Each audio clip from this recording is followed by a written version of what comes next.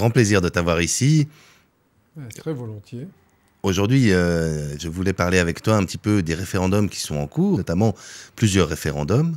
Donc actuellement, il y a 3 référendums qui sont en cours de récolte de signatures. 3 référendums, c'est pas rien. Il y a beaucoup d'actualités politiques et c'est des référendums qui sont importants, urgents. Et j'aurais voulu qu'on puisse en parler un petit peu. Alors déjà, le premier, c'est le référendum sur Suisse Covid, qui était en cours. Le délai est arrivé à terme, mais apparemment, il y a un petit peu des surprises et une prolongation du délai, c'est ça? Absolument. Donc il y a eu tellement de péripéties du côté de certaines communes, certains cantons, au niveau de la chancellerie, au niveau de la poste. Et maintenant, la poste suisse est sous les feux de la rampe parce qu'ils sont aussi associés aux tricheries électorales aux États-Unis par leur logiciel Cittel, dont ils sont les seuls et uniques propriétaires et qui est employé par Dominion, notamment aux États-Unis, lors des tricheries de l'élection entre Trump et Biden. Donc nous avons eu des péripéties incroyables, notamment des communes qui demandaient 30 francs par feuille, 8 francs par ligne, pour authentifier les signatures, des cantons qui centralisent tout, à part de rares communes qui se sont échappées de la règle de fer, notamment dans le canton de Genève, à tel point que la chancellerie, pour la première fois de l'histoire, a accepté d'authentifier les signatures sans passer par les communes ou les cantons, et qu'on pouvait livrer les signatures à Berne en direct. C'est la première fois de l'histoire que ça arrivait. Et malgré tout, la Poste livrait nos signatures dans des fausses boîtes aux lettres, ne livrait pas les recommandés comme c'était prévu. Des communes n'envoyaient pas les formulaires en recommandé comme c'était prévu. Très peu de communes suivaient les réglementations fédérales, ce qui fait que nous avons refusé de déposer les signatures que nous avions déjà. Et vu que lors de la votation des RFID, nous avions déposé plus de 500 recours pour fraude démocratique dans toute la Suisse et que ces recours avaient été maltraités au niveau des cantons qui sont juges et parties, au niveau du tribunal fédéral qui n'avait même pas ouvert l'enveloppe des preuves, au niveau de Strasbourg qui n'avait même pas traité nos recours qui étaient montés jusqu'à Strasbourg, des recours d'ailleurs très coûteux en milliers de francs. Notre recours que nous avons intenté dans le cadre de ce premier référendum, c'est la révision totale de la Constitution fédérale suisse. Le tribunal suprême en Suisse, c'est le souverain, c'est le peuple. Et nous avons emmanché une procédure pour faire une révision totale de la Constitution, qui est un recours pour le premier référendum. Donc, ce recours a un effet suspensif. Nous demandons à tous les citoyens suisses de continuer de signer le premier référendum.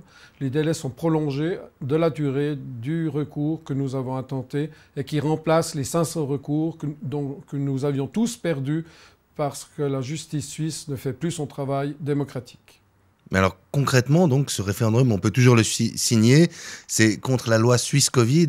Juste 2 mots sur cette loi? Oui, alors la loi Suisse Covid, très peu de monde le sait, mais derrière Suisse Covid, il y a notamment une femme qui s'appelle Nicole Junkermann, qui était la femme qui dirigeait le réseau de prostitution infantile de pédocriminels de Epstein avec Ghislaine Maxwell. Et cette femme envoie des milliers de satellites pour nous espionner dans le monde entier. C'est elle qui gère les fonds de la FIFA par une société Infront Media dont elle s'est vite sortie du conseil, mais nous avons les preuves, nous avions fait des prints qui prouvent la chose. Elle est impliquée donc dans la pédocriminalité mondiale, dans la corruption, les conflits d'intérêts et les tricheries sportives dans le cadre de la FIFA. Elle a été impliquée dans la démission de Michel Lauber, le procureur de la Confédération, etc., etc. Et c'est elle qui gère toutes les applications Covid d'espionnage des citoyens dans le monde entier. Et l'application Suisse Covid, soi-disant ouverte, n'est pas ouverte car elle est basée sur des boîtes fermées qui appartiennent à des sociétés privées qui n'ont pas remis les sources, comme le dit l'ancien directeur du centre de calcul de l'EPFL, Pierre Sanchi. Et ces applications transmet toutes nos données les plus intimes, y compris médicales, à des serveurs étrangers dans de nombreux pays du monde, à des services de renseignement étrangers, sans oublier que Nicole Junkermann elle-même, ça a été établi par des enquêtes internationales, est une agente de service secret israélien, le Mossad. Mais cette loi, elle rendrait cette application mobile obligatoire? Comment ça se présente? Alors, ils disent que ce n'est pas obligatoire, mais en fait, vous êtes obligé de faire des mises à jour de vos téléphones Android ou Apple, et ces mises à jour, automatiquement, ça a été révélé par des experts techniques, font que, de facto, vos données, même si vous refusez SwissCovid, partent à l'étranger, ce que je trouve absolument inadmissible, qu'on puisse comme ça pénétrer la vie privée des gens avec le soutien des politiciens et du Parlement suisse et du Conseil fédéral suisse. Je trouve ça inadmissible et de plus en plus de citoyens suisses signent ce premier référendum. Les signatures continuent de rentrer chez nous. Oui, le soutien politique de ce référendum, comment ça se présente? Alors nous avons un comité de patronage de près de 60 personnes sur toute la Suisse, dans toutes les régions linguistiques suisses, de tous les milieux. Et nous avons un soutien populaire qui grandit de plus en plus. Et de plus en plus de personnes veulent se désengager de SwissCovid. Moi-même, j'ai voulu me désengager d'une mise à jour qui était venue sur mon système Android. Et mon téléphone est tombé complètement en panne, il ne marche plus. Ce qui est aussi une manière de rendre obsolescents des produits qui sont tout à fait encore opérationnels, mais qu'on rend obsolescents, qu'on détruit. On nous vole en fait par des applications soi-disant pour sauver notre santé alors que c'est un gigantesque bluff planétaire. Ce Covid est une opération d'état-major pour faire peur à la majorité de la population mondiale. C'est un peu le Big Brother de George Orwell, au vu et au su des politiques, finalement. Absolument. Et on voit notamment dans les fraudes électorales maintenant aux États-Unis, de nouveau, derrière, il y a le Parti communiste chinois qui agit en sous-main. Et c'est une lutte entre le monde libre et les dictatures qui veulent surveiller le monde entier par intelligence artificielle, reconnaissance faciale, suivi par la 5G, électronique. Ils veulent vraiment un troupeau d'esclaves qu'on puisse numéroter, pucer et surveiller 24 heures sur 24. Alors les citoyens, il y en a qui se lèvent la contre et il y a encore donc possibilité de signer ce premier référendum et d'apporter sa signature à cette loi SwissCovid. Absolument. Donc les 3 référendums sont sur notre site 1291.one. Donc 1291, c'est la date de fondation de la Suisse officielle. .one comme un pour tous, tous pour un en anglais, O-N-E, un en anglais. Alors, tu parles de 3 référendums, justement, ça c'était un peu le premier qui est en cours depuis un moment, qui était un peu aussi décrié par les médias. Comment les médias ont traité cette affaire? Eh bien, les journalistes devraient faire des enquêtes, vérifier ce que je dis sur Nicole Junkermann et toutes ses liaisons avec Epstein, les réseaux pédocriminels, le Mossad, la FIFA, la démission de Michel Lauber, etc., etc. J'ai tout mis sur Internet, j'ai tout rendu public. Les journalistes devraient faire leur travail d'investigation. Mais je regrette, les rares journalistes qui existent encore, comme Julian Assange, sont en prison depuis presque 8 ans. Donc finalement, le citoyen doit faire lui-même son travail. Grâce à Internet, aujourd'hui, c'est vrai qu'on peut facilement faire une recherche là-dessus. Moi, je l'ai fait quand je t'ai entendu parler là-dessus. Et c'est vrai que c'est assez inquiétant de voir un petit peu toutes les ramifications d'une seule personne, dans combien de projets elle peut être impliquée en même temps. Et le citoyen, finalement, peut quand même faire valoir son droit de citoyen en signant ce référendum. Donc ce premier référendum. Maintenant, il y a un deuxième référendum qui, lui, est sur la loi Covid-19. Alors, ça mélange beaucoup les choses parce qu'on est SwissCovid, loi Covid-19. Là, c'est quelque chose de très différent, c'est ça ? Oui, mais c'est quand même lié. Chaque signature compte, donc naturellement, vous n'êtes pas obligé de signer tous les référendums, mais nous vous encourageons de signer au moins ces 3 référendums. Le deuxième référendum, c'est bien indiqué au début du texte, deuxième référendum. Le troisième référendum, celui qui n'a pas de numéro, c'est le premier référendum SwissCovid. Le deuxième référendum, donc, est contre la loi Covid. La loi Covid, le Conseil fédéral a voulu prendre tous les pleins pouvoirs pour, soi-disant, en vertu d'un droit d'urgence, quasiment comme en état de guerre, exercer tout le pouvoir absolu, comme un peu le général Guisan l'a exercé pendant la Deuxième Guerre mondiale, et édicter des ordonnances contre lesquelles nous ne pouvons pas faire de référendum. D'ailleurs, je signale que les 3 référendums, vu ce droit d'urgence, n'ont pas d'effet suspensif, donc les lois s'appliquent directement. Et j'encourage donc le peuple suisse à signer les référendums, à voter naturellement comme le référendum leur demande, donc non à ces 3 lois iniques, et notamment la loi SwissCovid invoque un droit d'urgence qui n'existe pas. De nombreux pays dans le monde n'ont pas invoqué le droit d'urgence, n'ont pas fait de confinement, n'ont pas fait de loi qui viole les droits naturels, les droits humains, ne violent pas les constitutions. Taïwan, par exemple, qui suit aucun des ordres de l'OMS, qui au contraire a informé l'OMS et la Chine les premiers sur la dangerosité du Covid, du coronavirus. Ce pays, qui a près de 24 millions d'habitants, a moins de 10 morts, et depuis plus de 3 mois, ils n'ont plus aucun mort sans faire de confinement. Donc il y a des méthodes, sans violer la démocratie taïwanaise, qui est un pays démocratique en Asie.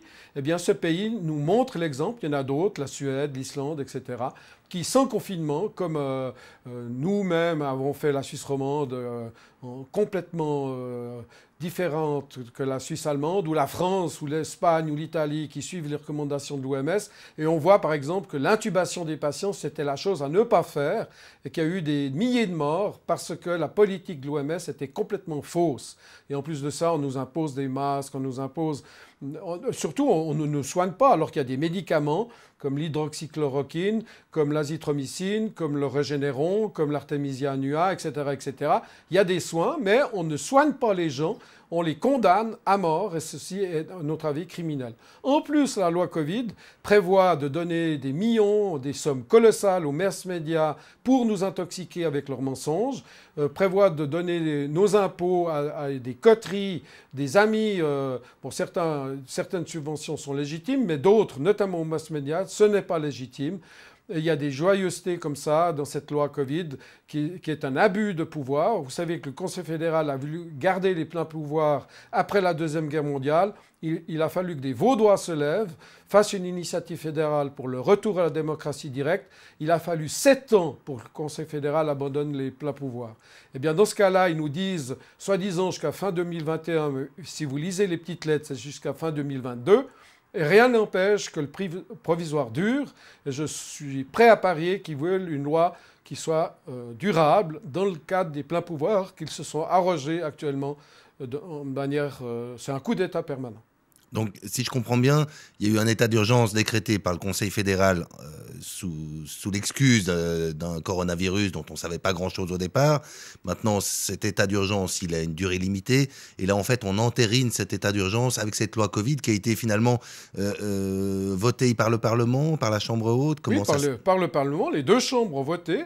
C'est pour ça que moi je demande une révision totale de la Constitution fédérale suisse qui licenciera les deux chambres et le Conseil fédéral et on réélit de nouveaux hommes ou femmes en partie par tirage au sort, de telle manière qu'il n'y ait pas de conflit d'intérêts, qu'il n'y ait pas de lobby, qu'il y ait moins d'achat des votes tel qu'il y a actuellement. Et surtout cette loi, donc les pleins pouvoirs, ils se la votent pour 2 ans jusqu'à fin 2022. C'est inadmissible, il n'y a pas du tout d'urgence, il y a des faux tests, des tests PCR qui fabriquent des cas, tout est triché, tout est truqué, il faut ouvrir les yeux et arrêter cette comédie infernale qui condamne la civilisation occidentale à la faillite. Et d'ailleurs, il prévoit même pire, il prévoit le grand reset l'année prochaine, en 2021. Et cette loi est là pour faire taire les opposants. Et d'ailleurs, le 3e référendum, j'y viens, c'est inouï, ce 3e référendum, c'est contre la loi sur le terrorisme, dans lequel ils définissent, nous, par exemple, qui résistons avec le 1er référendum, le 2e référendum, ils nous ont définis comme étant des terroristes, sans jugement, sur simple présomption, sans preuve, et ils peuvent nous mettre, soi-disant en tant que terroristes, en prison chez nous-mêmes, aux arrêts domiciliaires, sans jugement, pendant 6 mois renouvelables, avec un contrôle électronique, soit par nos propres téléphones, notre propre abonnement que nous payons, ou par un bracelet électronique mis à nos chevilles, et on sera nos propres geôliers, on sera nos propres cuisiniers, on payera notre geôle chez nous, c'est les prisons les moins chères du monde qu'on puisse imaginer, c'est une loi qui a été votée par les 2 chambres, et elle est tellement large que quasiment n'importe qui peut être défini comme terroriste, y compris des enfants dès l'âge de 12 ans. Mais les parlementaires donc ont voté ça. Les parlementaires, c'est un peu les représentants du peuple. Ils acceptent donc que finalement le peuple puisse être mis en prison chez eux, puisse être confiné de manière très stricte, de manière très sécuritaire.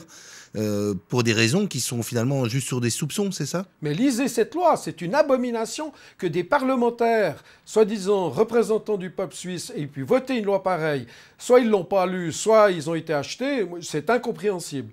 Et cette loi, à mon avis, elle est faite pour préparer ce grand reset, car ce grand reset, ça va être un vol généralisé, un système communiste mondial installé par les mêmes puissances qui étaient derrière les communistes ou les nazis, ces grandes puissances de l'ombre, ces grandes puissances obscures, qui d'ailleurs sont derrière les fraudes électorales aux États-Unis contre Trump. C'est le dernier moment de s'unir pour garder le monde libre, car ce plan n'est pas seulement contre la Suisse, mais c'est contre toutes les démocraties, contre toute la civilisation occidentale, contre le vrai libéralisme, contre la vraie démocratie économique. Nous sommes face à des milieux très bizarres qui veulent faire une dictature mondiale dans le modèle et le système communiste chinois par intelligence artificielle, contrôle individuel par l'électronique, la reconnaissance faciale, la 5G et d'autres joyeusetés, des satellites par milliers. Ils veulent nous mettre 70 000 satellites sur notre crâne. Et d'ailleurs, cette même Nicole Junkermann est impliquée de ce plan de contrôle électromagnétique mondial par satellite, des dizaines de milliers de satellites sur nos têtes. En plus, elle est citoyenne allemande, soi-disant, mariée avec un Italien, et elle est dans le board de direction du système de la santé anglais. Je ne sais pas comment c'est possible, mais elle a l'accès à toutes les données médicales ultra confidentielles de tous les Anglais. Mais donc c'est assez inquiétant, ça veut dire que n'importe quel citoyen suisse qui se lèverait un petit peu, qui exprimerait une opinion un peu différente de ce qui se penserait, pourrait être présumé terroriste et finalement être mis comme ça aux arrêts chez lui de manière tout à fait arbitraire, c'est ça? Absolument, j'ai été convoqué par la police judiciaire genevoise sans aucun motif écrit à une séance tôt le matin. Je devrais théoriquement me déplacer à Genève pour répondre à un inspecteur. J'ai refusé d'aller à Genève parce que c'est une ville pleine de Covid, la pire du monde. Et j'ai dit à ces inspecteurs qui viennent m'interroger dans le canton de Vaud, dans ma ville, je n'ai pas à me déplacer tout le matin pour aller à une convocation sans même motivation écrite. Et c'est très louche, cette convocation que j'ai reçue de la police genevoise. D'autant plus que 2 agents de la police genevoise ont débarqué chez moi à 2 h du matin au mois d'octobre l'année passée et ont tempêté derrière ma porte, ont réveillé toute ma famille, tous mes enfants, ont terrorisé ma famille à 2 h du matin pendant presque 3/4 d'heure, alors qu'ils venaient de Genève, ce qui est complètement illégal de venir au milieu de la nuit d'un autre canton, sans mandat de perquisition, et vouloir forcer la porte alors qu'ils n'ont aucun droit de le faire. Et c'est ce que j'ai vécu, ma famille, qui était terrorisée dans l'appartement à 2 h du matin. Alors là, oui, tu es vraiment au front et c'est un témoignage de première main. Donc cette loi sur le terrorisme, c'est quand même assez terrible. C'est assez marrant que les médias ne parlent pas du référendum, ça on n'est pas tout à fait surpris, hein. C'est pour ça qu'on le fait ici, on est content de t'entendre. Mais ils n'ont pas vraiment parlé non plus de cette loi, finalement. Ils n'ont pas fait un vrai travail journalistique, ou bien est-ce que quand même les médias ont vraiment exposé à la population ce qui se passait, ce qui se tramait aux chambres? La loi Covid prévoit des sommes faramineuses de subventions aux journaux et journalistes pour nous manipuler l'opinion. Bien sûr qu'ils ne vont pas critiquer la main qui les nourrit. Donc il y a finalement création de conflits d'intérêts, c'est ça que tu dis? Absolument, c'est des conflits d'intérêts, c'est de la corruption, c'est une forme abominable de trucage, d'ailleurs de la démocratie suisse, car quasiment tous les journaux sont achetés, quasiment aucun journal ne parle de nos référendums ou de notre initiative pour la révision totale de la Constitution fédérale suisse ou de notre initiative pour interdire les vaccinations obligatoires ou pour notre initiative pour verser de l'argent directement aux citoyens suisses, une partie en tout cas des bénéfices de la Banque nationale suisse doit être redistribuée aux citoyens suisses qui sont les garants du franc suisse. Mais même en amont, les médias ne parlent pas vraiment ni de la loi Covid-19, ce 2e référendum, ni ce 3e référendum qui est cette loi contre le terrorisme. Absolument. Ils ne parlent ni des référendums, ni des initiatives. On a aussi une initiative pour la microtaxe qui permettrait de quasiment supprimer les déclarations fiscales fédérales en première ligne, puis communales et cantonales, et prendre une microtaxe sur tous les flux financiers et toutes les créations monétaires, ce qui permet de supprimer toutes les taxations directes, indirectes, TVA, droit de succession, etc., etc. Eh bien, personne quasiment n'en parle. Alors 3 référendums, ça veut dire que pour chaque référendum, il faut un nombre de signatures minimum pour pouvoir parvenir finalement à obtenir une votation sur cet objet qui permettra d'ouvrir un débat. Et pour parvenir à cette votation, aujourd'hui, il faut récolter ces signatures. Et là, on est dans une situation où tout le monde est semi-confiné, on va dire. Comment ça se passe, cette récolte de signatures? Alors, elle est très difficile, d'autant plus que c'est l'hiver. Le délai pour les 2 et 3e référendums, c'est le 14 janvier, donc c'est urgent de signer. Nous devons avoir environ 55 000 signatures pour assurer les 50 000 exigés par la loi. Il faut les signer tout de suite. C'est un peu difficile car il faut signer par commune. Faites-nous parvenir les signatures directement. Grâce à la chancellerie fédérale que je salue, nous n'avons plus besoin d'authentifier les signatures dans les communes vu la difficulté que les communes nous faisaient pour les authentifier, vu la difficulté que les cantons nous faisaient, vu la difficulté que la Poste suisse, qui est jugée partie, faisait pour nous retourner les enveloppes, soit en recommandé, soit en direct. Donc, signez vite et le 14 janvier, c'est le dernier délai pour le 2e et 3e référendum. Les initiatives, donc c'est plus long, on a 18 mois, donc on a un peu plus de temps. L'initiative pour la révision totale de la Constitution fédérale suisse, là on est au stade de la collection des idées. Tout citoyen, toute citoyenne suisse, toute personne habitant la Suisse ou même à l'étranger peut nous donner des idées pour cette nouvelle Constitution. Par contre, les Suisses à l'étranger, il y en a des centaines de milliers, peuvent signer ces référendums en venant sur notre site 1291.one, la première page, mettre leur adresse détaillée à l'étranger, nous la faire parvenir directement et la chancellerie fédérale nous fait la fleur. Elle vérifiera elle-même à l'étranger dans les 15 jours qui suivent la remise, donc le 14 janvier, elle vérifiera les Suisses de l'étranger. Donc c'est une nouveauté aussi, c'est le premier référendum à ma connaissance. Nos référendums sont les premiers référendums à bénéficier de cette largesse. Donc techniquement, c'est très important de remplir cette feuille avec son adresse, son nom, de signer cette feuille, donc de manière manuscrite, et de l'envoyer en papier, en courrier, au comité référendaire. Absolument. Ça ne peut pas se faire par scan, ça ne peut pas se faire par Internet, il faut vraiment que ce soit par la poste. Voilà. Et pour faciliter la collecte des signatures et brouiller les travaux des tricheurs qui nous piquent les courriers avant que ça arrive dans ma boîte aux lettres personnelle, il y a 7 adresses différentes, dans des cantons différents. Vous trouvez ça sur le site 1291.one/adresse. D'accord. Et donc, même s'il n'y a qu'une seule signature sur la feuille, l'important c'est que sur la même feuille, il n'y ait que la même commune. Même s'il n'y a qu'une seule personne, mieux vaut envoyer avec une signature plutôt que de se dire je l'enverrai plus tard. Absolument. On peut imprimer autant de feuilles qu'on veut, on peut envoyer ça autant de fois qu'on veut. C'est important maintenant que les gens se mobilisent. C'est vrai qu'on va arriver vers les périodes de fête, donc les gens vont se retrouver aussi en famille. C'est important aussi de faire signer les familles, de faire signer les autres personnes. À partir de quel âge est-ce qu'on peut signer un référendum? Alors à partir de la majorité, 18 ans. D'accord, donc n'importe quel Suisse qui a le droit de vote peut mettre son nom, son adresse et envoyer ça. Bien sûr, il ne peut pas mettre 2 fois son nom sur le même référendum. Par contre, une personne peut bien sûr signer les 3 référendums. Si elles ont le moindre doute, qu'elles signent. Et la chancellerie vérifiera, éliminera les signatures surnuméraires. Les Suisses de l'étranger, tous les Suisses de l'étranger, signez. Une des formulaires en 3 langues, et envoyez-la directement aux 7 adresses qui figurent dans le site internet 1291.one/adresse au pluriel. On peut faire un peu quand même un appel aux Suisses, parce que c'est un petit peu la dernière qui sonne avant Big Brother, si je comprends bien. Donc c'est vraiment maintenant au peuple et aux gens, aux citoyens, de se réveiller et de faire cette démarche-là, de faire cette démarche citoyenne, c'est ça? Absolument.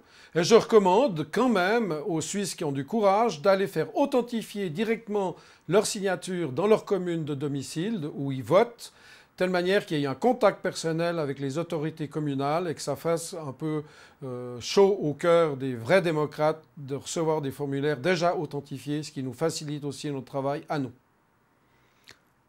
Eh bien, c'est un vaste programme. Le temps est très court. 14 janvier, c'est très court. C'est demain matin. C'est presque déjà ce soir. Donc, vraiment, tu rappelles juste pour terminer l'adresse internet où on peut aller télécharger ces formulaires, les imprimer chez soi, les remplir et les mettre à la poste?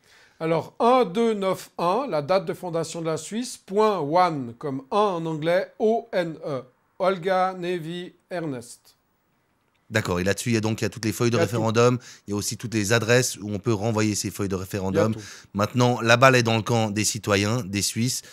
Je crois que François, on peut vraiment te remercier de te porter garant de cette démocratie, de te jeter en avant comme ça et de proposer ces référendums. Et maintenant, vraiment, c'est à tout le monde de jouer. Merci beaucoup, François, de cet entretien. Merci, Olivier, de tes questions.